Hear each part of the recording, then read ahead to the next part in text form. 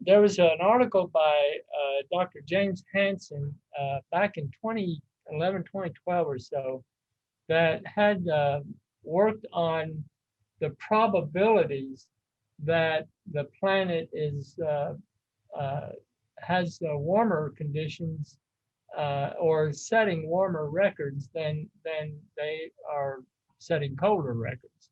So as Dr. Foster mentioned before, you have the diagram where you have the normal curve and it's shifted to the warm side of that curve a bit. Well, in this case, Dr. Hansen proved um, that the climate is actually 4 times more likely to have a record warmth than record cold. All right, or it's actually increased 4 times the amount that it had before, like in 1951 through 1980. So what we're going to do with this is what he's saying is if you have dice, an ordinary game of dice, that the dice are, we assume to be such a way that when you roll one, roll a piece, roll a dice, you would have each number or each side would come up with the same probability.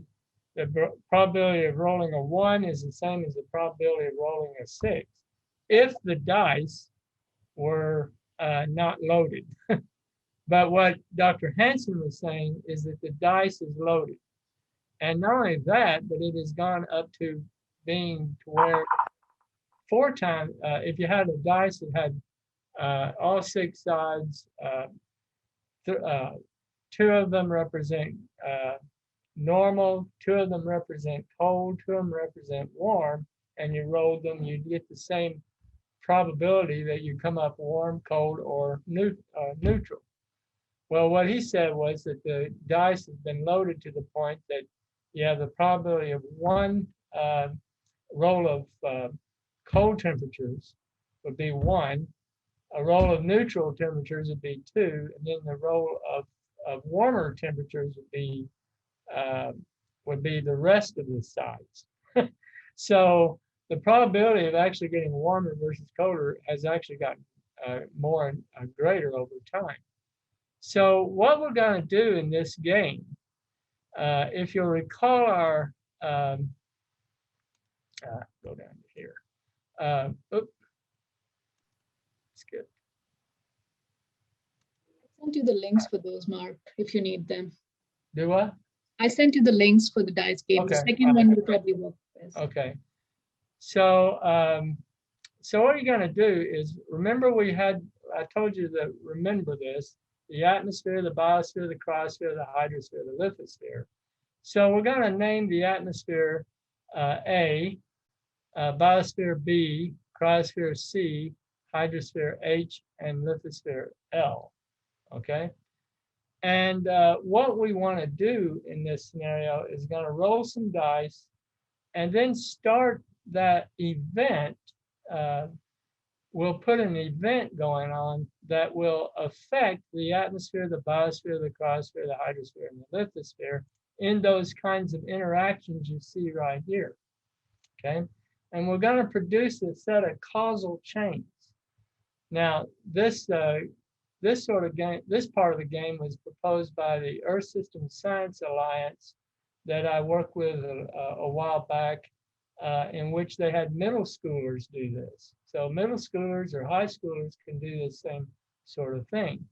The idea in the middle school part was you break up your classroom into 2 parts, 2 groups or 2 sets of groups.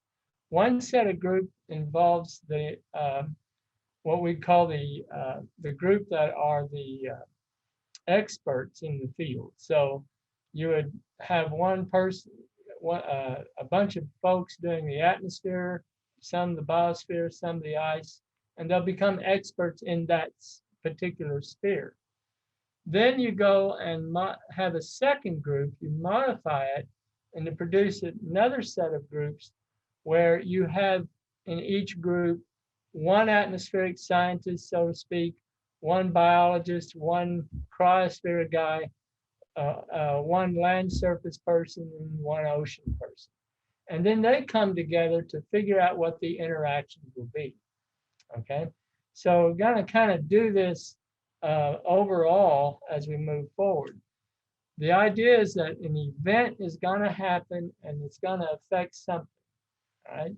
Now, in our case, what we're going to do is interact. We're going to have that event interactions like this. So this is the mission should you choose to accept it. All right. You produce a series of causal chains. For example, you roll the dice that I'm about to roll to choose the event, which is always an atmospheric event. All right. That atmospheric event will be colder, the same as, or warmer. Okay.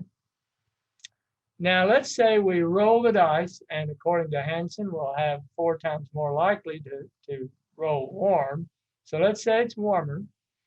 That means that it's going to affect the atmosphere, which evaporates more water. So the H is involved, which then goes into the atmosphere, right, as a gas, causing further warming, which is A, right, the atmosphere, which leads to more water vapor. It's kind of like a feedback, like I was talking about. More water vapor evaporation, which is H, which would dry out the soils, which would be L, leading to desiccation of crops, which is in the B category, the biosphere. Right? So the causal chain would be E to H to A to A to H to L to B. All right. Now I know that's confusing, but we'll work through it and see what happens. So the idea is if you can make other causal chains, not just that one. This is sort of an example. But if you make other causal chains based on where you live and what you think would happen, cooling or warming or neutral, might mean for your particular location, West Kentucky, Western Tennessee, right? And then always finish your causal chain with what happens in the agricultural world, the biosphere, right? Whether it's crops or livestock or both, okay? The student with the longest chain wins, okay? So what I'm going to do is we'll see how this works at first and see if there's any time left for further rolls of the dice. So I'm going to see if I can find that link. I'm going to stop sharing here. Excuse me. And I'm going to see if I can find that link. You said you sent the link, is it Rachna? Yes, Mark. That's in your chat, I guess. The random.org is the site. Oh, okay, gotcha. All right. The random.org. This one? Okay. The last one, yeah. Okay. Now, I have one virtual dice. All right. Let me go back and share this particular screen. I'm still learning how to do all this, so bear with me. All right, is that what it looked like? You remember, Rachna? So here we go with a virtual dice. All right, so we rolled a 1. Now 1 represents cold, 2 represents neutral, and then because we got 4 times the possibilities of having warmer conditions, 3, 4, and 5, and 6 represent warmer, okay? So 1 represents cold, colder than normal, 2 represents normal, and 3 represents, well, let's put it with a year. Let's say cold year, normal year, and then warm year, 3, 4, 5, and 6, all right? So we rolled a 1. So it's colder than normal. We're going to have a year that's colder than normal.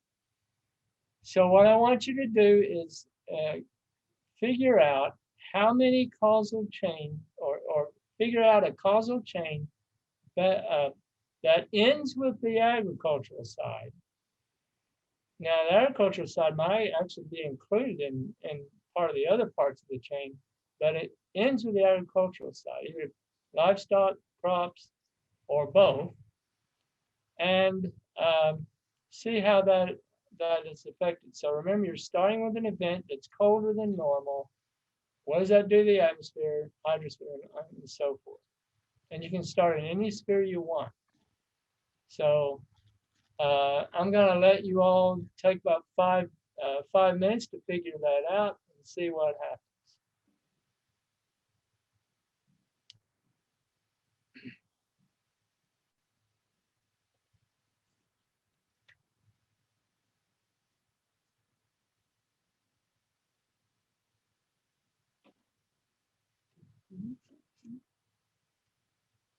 I hope everybody's churning away. Remember, the one with the longest chain wins. Longest set of interactions.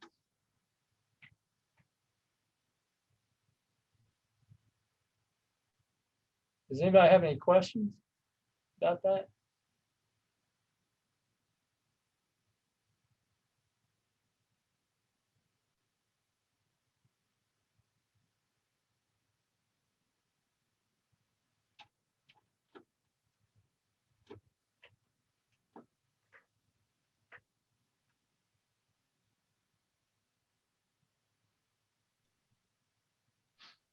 Carson did just provide a great reminder to everybody that when you get that cool box in the mail with all the fun stuff, there is a 1-pager in there on climate dice game.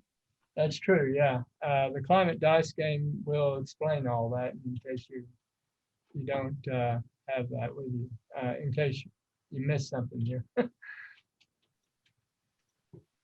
I don't think I added, I think I just thought of this, end it with the biosphere part or end it with the agriculture part.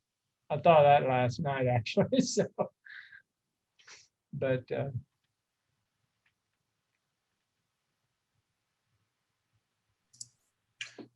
Dr. Simpson, if you'd be so kind while we have a little bit of time and people are feeling their way through this, would you be willing to walk us through one of these if you were a student right now? okay. So let's see if I can, I don't know how to really present this. Let me do them. Can I get to chat from here? I don't know. Well, what I'll do is this. So I've got the atmospheric event. The event is the colder than normal, okay? So you're in Western Kentucky, West Tennessee. It's colder than normal, right? That means that you'll have less precipitation, less evaporation, okay? Because it's not warm. It's not warm enough to evaporate. Therefore, you'll get less cloud cover, or the cloud cover you get will be lower and it won't be stacked. So you won't have much rainfall / snowfall, right? Actually, you won't have much rainfall, but you might have more snowfall. So with more snow, let's say we'll have then atmosphere to hydrosphere to cryosphere, more snowfall, right? So now we've got a layer of snow on the ground, okay? And then you have that snow melts, but it takes time to melt, so it's going to cool it off even further, the atmosphere even further. So that's an atmospheric event, right? And so the atmosphere is too cold to really start planting early, so that's an agricultural side. And also the soils then will still be fallow because you haven't planted anything yet for longer, okay? The growing season will be decreased. That's sort of an atmospheric event because the temperatures will be less, right? And then you get back to less productivity in agriculture because you have less of a growing season.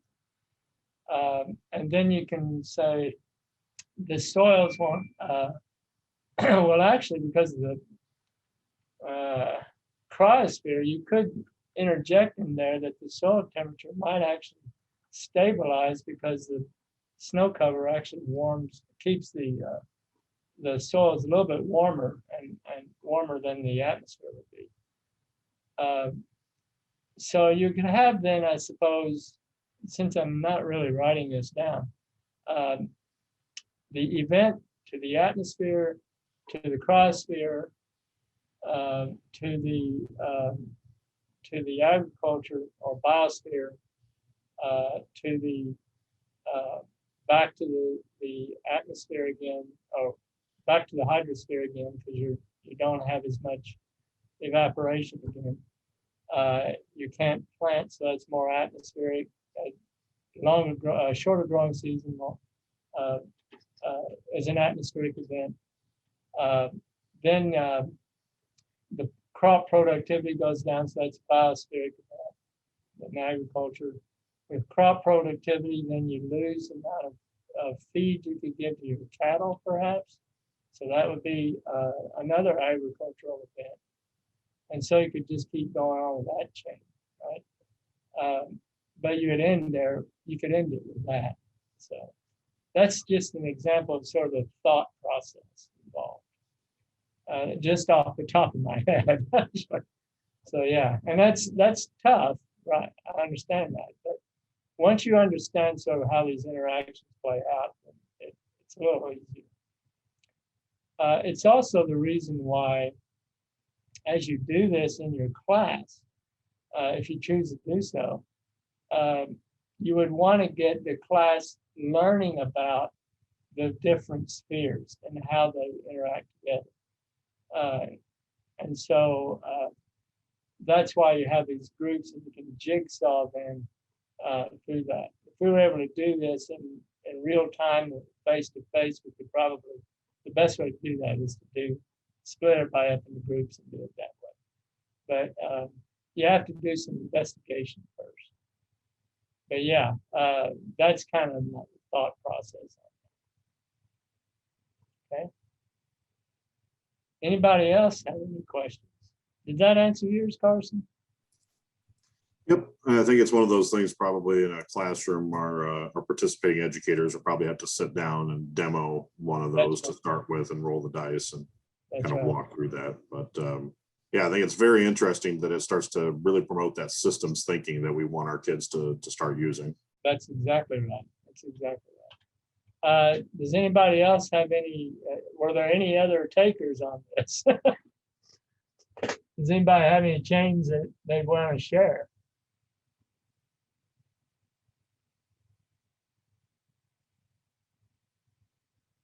Nobody has any other chains. Nobody wants the grand prize. Remember, team, we are a small enough and intimate enough group that you can just unmute and share, and I think we'd all really enjoy that.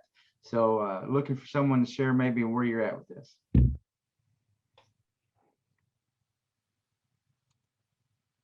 Or what questions you have, because I wouldn't want you to walk away from this without having a pretty good idea, like, oh, this is how I could go and rock it out with 10 juniors in high school. Correct.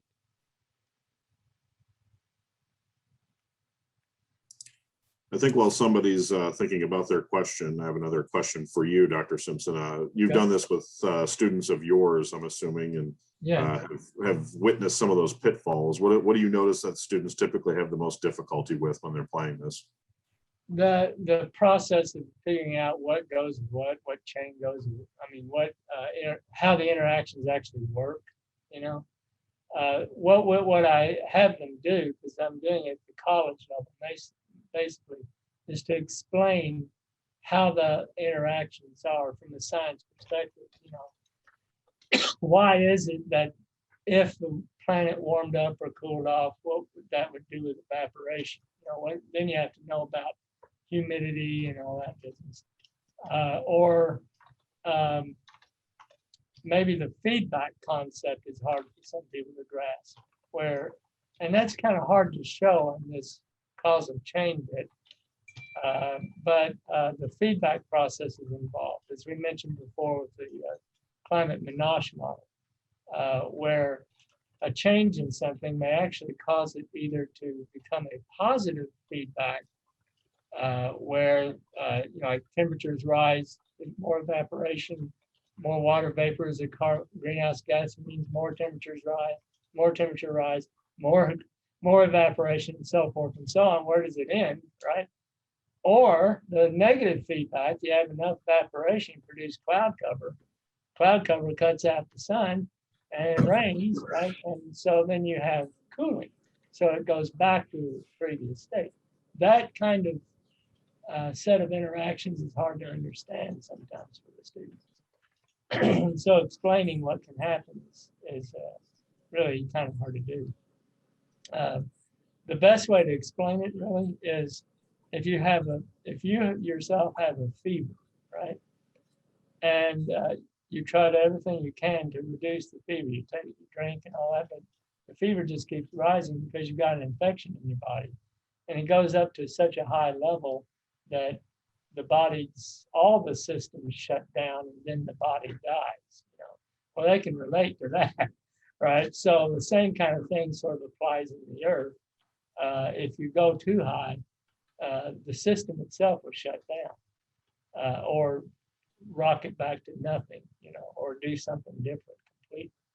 So, so that's kind of the hard part to telling people about this and describing to the students. Anyone else have a chain? I'm gonna roll it again. I don't know about y'all, but I'm gonna roll it again. See what we come up with. Man, this is not very good. Let's see. 2. I'm gonna roll it again. 2 again. Man, I can't. Why is it not doing it? Does not look like it's random to me. All right. Roll again. 5. We got a warmer. Okay. Warmer one. Anybody want to try one of those events?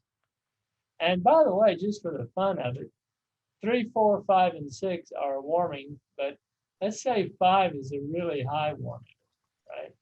It really gets toasty. So see what happens there.